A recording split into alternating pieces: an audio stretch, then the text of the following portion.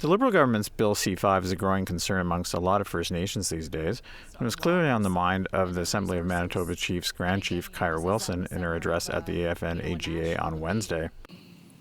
While there may be different views on the Build Canada Act, I believe that we can all agree on this, that progress cannot come at the cost of our rights, our treaties, or our responsibilities to the land. Anything that we do in this country will not be at the expense of our lands and our waters and our resources. I know that. The legislation was pushed through Parliament, the Senate, and into law by the Carney government in less than 2 weeks in June, and some First Nations fear it could be used to override their inherent rights as the government plans to move quickly on national projects. Manitoba Kiawatnawi Okamakinak Grand Chief Garrison Setti told delegates First Nations need to hold the government to account on its duty to consult obligations.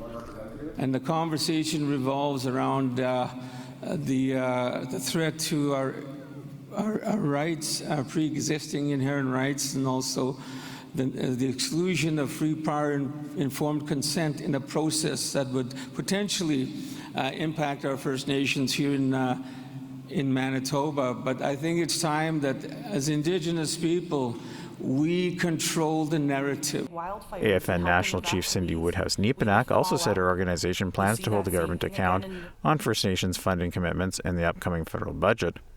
And when we asked about reports of federal cuts to First Nations budgets, the Prime Minister reassured chiefs at that meeting that he understood that more needs to be done, not less.